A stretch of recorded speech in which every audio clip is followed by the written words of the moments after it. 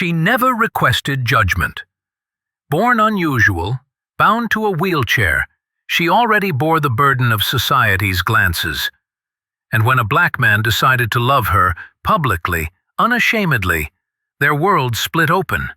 Whispers became glares, glares became cruelty, and cruelty became something much worse. Theirs was an untainted love, but it fueled the darkest realities that people attempted to keep secret. Why would two innocent souls become targets of such hate? What happened next would test not only their love, but the very meaning of humanity. Andre never imagined his life would be a tale told in awe and horror. Life to him was straightforward. He worked long hours at a neighborhood fix shop, saved every penny, and hoped to create something great. Quiet strength defined him, the kind of guy who never asked for a lot but gave all he had. And there was Emily, a young white woman whose life had been defined through strife well before she ever crossed paths with him.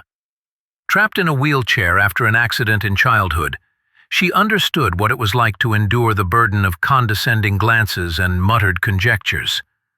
But when she smiled, it was as if all of that didn't exist. Together, they discovered something neither was expecting: peace. Theirs were days of small pleasures, late-night talk, laughter in situations where others only perceived hopelessness, and a love that was fragile and indomitable. For a time, it was sufficient. But peace doesn't last long when the world has decided your love doesn't fit its mold. The glances started first, prolonged, disapproving, strangers muttering under their breath, neighbors shying away. What had begun as friendly tension gradually revealed its claws. Andre wasn't expecting it, not entirely. Emily felt it, however, the looming hostility, simmering on the horizon like a storm. They could have no idea how far-reaching that storm would be, or how much it would take from them. It started with stares, cold, piercing, impossible to ignore. Andre attempted to brush them off initially. He had become accustomed to the oppressive silence that accompanied him into certain stores, the suspicious glances that followed him wherever he walked through a predominantly white area. But this was different. The stares weren't only for him anymore. They were for them. For him and Emily, together. One night, as they rolled along the street side by side, a car crept alongside them at a crawl. The driver leaned out, spitting out a word Andre had heard way too many times before, a word tinged with centuries of venom. Then the tires squealed, and the car took off. Emily's grip on Andre's hand grew tighter. She didn't need to say a thing. Silence was all she needed to say. She had never been regarded like this before. Now she knew. It didn't end there. At a diner in town, the waitress acted as though she hadn't heard Andre place an order, only addressing Emily. When Emily explicitly instructed her to listen, the woman forced a smile and muttered something under her breath as she trailed away. Their meals came back cold, untouched, as if to remind them that even small courtesy could be withheld. At the office, Andre eavesdropped on whispers from colleagues who had previously laughed with him. "Why would he need someone like that?" one taunted. Another responded, "Guess broken people find each other." He feigned not to listen, but secretly seethed with fury. Each harsh comment was like a punch, not so much against him personally, but against the woman he loved. And then there was that night it all changed. They had walked out for ice cream, something so normal it should have been safe. The air was hot, the streets full of talk. But when they turned a corner, 3 men cut them off. Their grins weren't welcoming. Their words dripped with poison. "See this?" one of them said, walking around them like an animal. He couldn't get a normal woman, so he settled on a crippled one. There was laughter, cutting and vicious, slicing through the night. Andre moved forward, putting himself in front of Emily. His heart racing, his voice remained calm. "Leave us alone." The men didn't budge. One of them leaned in, his breath hot and rank with beer. "Or what? You think you have a place here? You think people like me and you will ever let this go? Emily gripped Andre's arm, her knuckles white. She spoke softly, and her voice was almost indistinguishable, but laced with terror. Andre's pulse pounded in his ears. He knew one misstep could be it. Strangers hurried by with heads down, feigning ignorance. No one interrupted, no one intervened.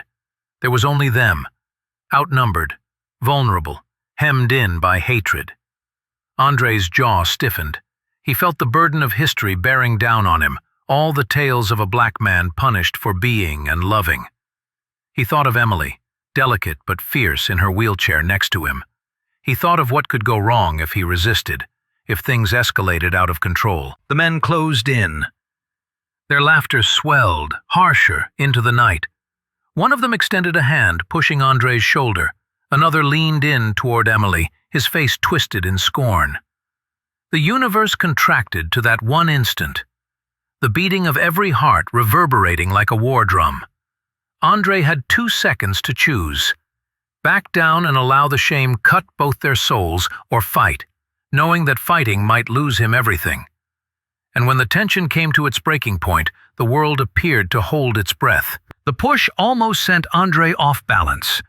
But it was the sneer at Emily that ignited a fire within him. Her face ashen with fear, her body pushed back in her chair as the man leaned in closer. Something he would never forget. Andre's fists balled, every instinct to defend her screaming to be set free.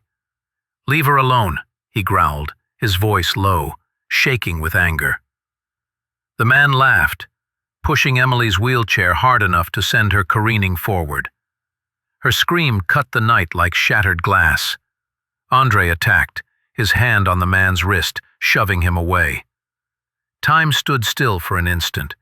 The streetlight above wavered, their shadows frozen in a dance of violence. Then it all burst out. The other guys moved in, fists swinging, insults hurled with each strike. Andre retaliated with a desperation that stemmed from love, not rage. He wasn't fighting because he was proud. He was fighting because of her. Each punch he absorbed, each bruise, each splash of blood. It was all a shield to protect Emily. She shouted his name, pleading that they would stop, her voice shaking as onlookers walked by, not wanting to get involved. Life went on while theirs was torn into shambles.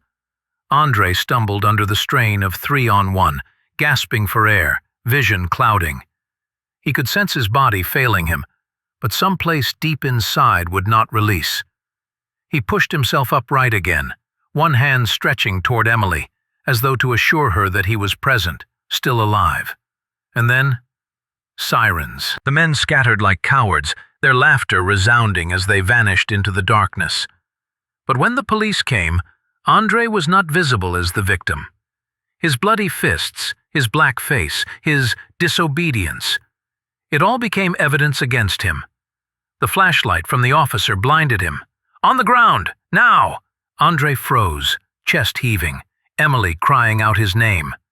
He raised his hands slowly, trembling, torn between surrender and the fear of what surrender might cost.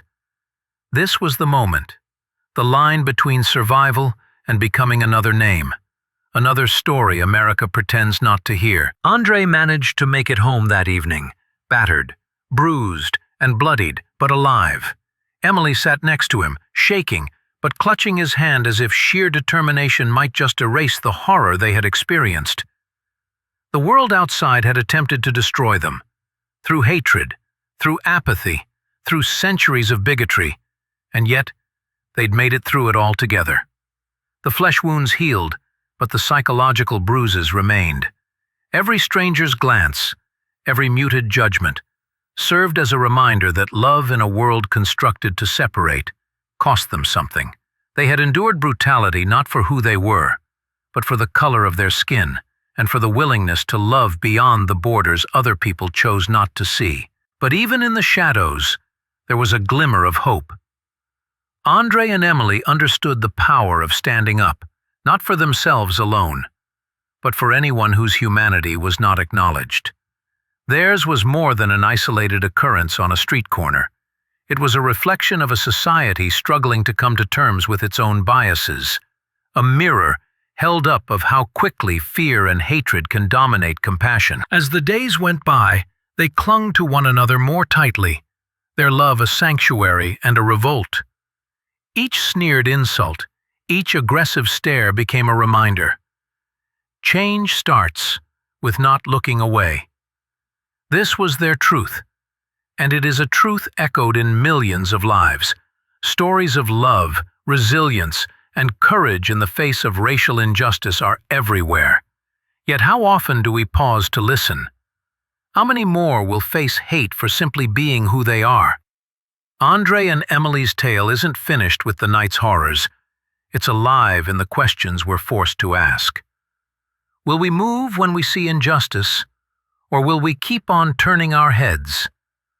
The decision, once again, is ours.